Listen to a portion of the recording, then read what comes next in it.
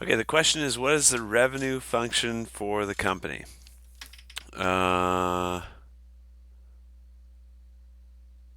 P is the price and X is the number of coffee cups produced.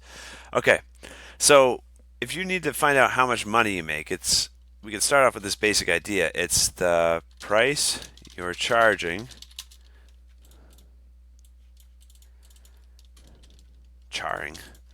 times the number.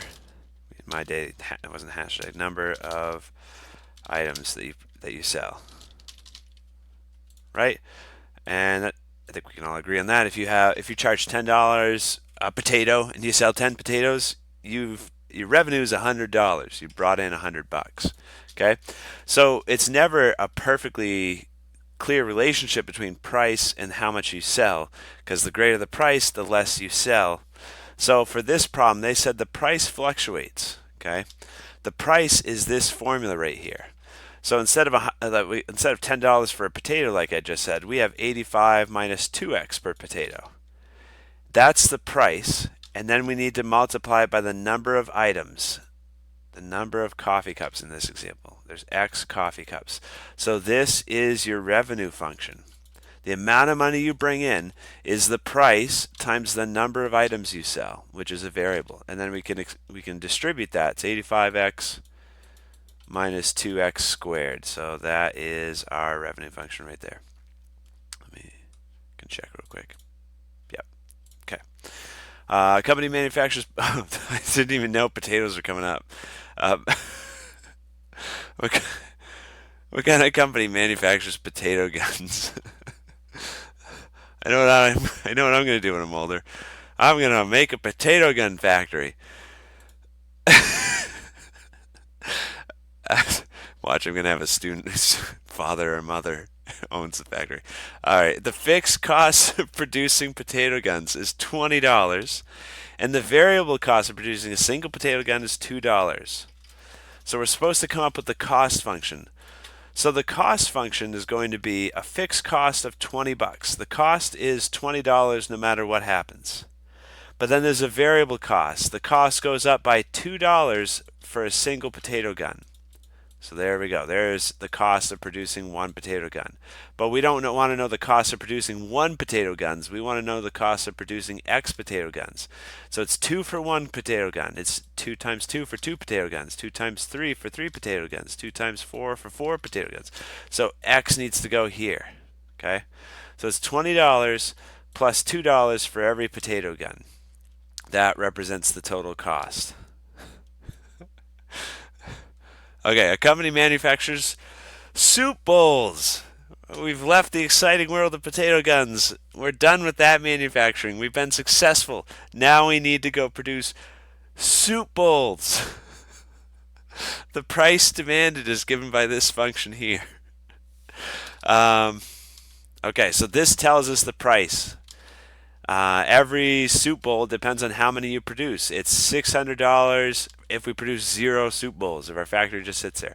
It's 600 minus 1, so it's $599 for one soup bowl, $598 for two soup bowls, etc., etc. Okay, so there's a fixed cost. It's $5,075 if we don't do anything. And then it's $48 per bowl. It costs $48 per bowl. Sorry, I thought this was a cost up here. So it's $48 per bowl. All right, whatever. What is the company's profit? If you're trying to construct an equation for the profit, it's your revenue subtracted by your expenses. It's how much money you bring in subtracted by how much it costs to make that stuff.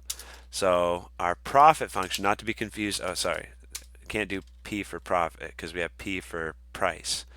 So I'm just going to use H for profit. Depends on how many soup bowls we make. The revenue, they said the price function up there, it's 600 minus X for the price, and then there's X amount that we're producing, just like we set up in this one, right? The revenue is the price times the amount. So the revenue is the price times the amount. And then the expenses, I'm going to wrap it in parentheses because we need to subtract all the expenses out of the revenue. There's $5,075 for fixed expenses, And then the cost is apparently $48 per bowl, so we need to put an X there. This represents the total cost, the total expenses. And so now we just need to simplify this. Distribute that X, that's 600X minus X squared.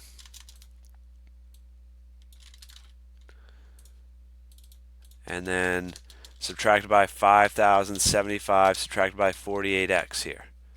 Okay, I distributed that minus sign in front of the parentheses. So we can combine like terms. We got negative X squared is the leading coefficient. So negative 1 is the leading coefficient, I should say. X squared is the highest power, so that needs to go out front. There's nothing for that to combine with. 600X minus 48X, that can make 552X. Oh, we need a plus sign between those two because it's positive. And then we don't have anything to combine with the 5,075, so that goes at the end. So that's our H, which I said was our profit. This is our profit function right here. I think it might be multiple choice. It might be like, why are you writing an H there for my problem? It's just because I didn't have the multiple choice options. Oh, wait. What is the company's profit? They manufacture 250 bowls. Now that we have a formula for the profit, you just have to plug in 250 in for X. So that's negative 250 squared plus 552 times 250 minus 5,075. So we can do that real quick with a calculator. Here's 250 squared. It's a negative. Okay, I'm going to copy that to my clipboard. Now we have 552. I seem to have typed that wrong. 552 times 250 bowls. We're going to add that to our previous total. So we got $75,550. Then we need to subtract that from the $5,075. So we got $70,425 in profit.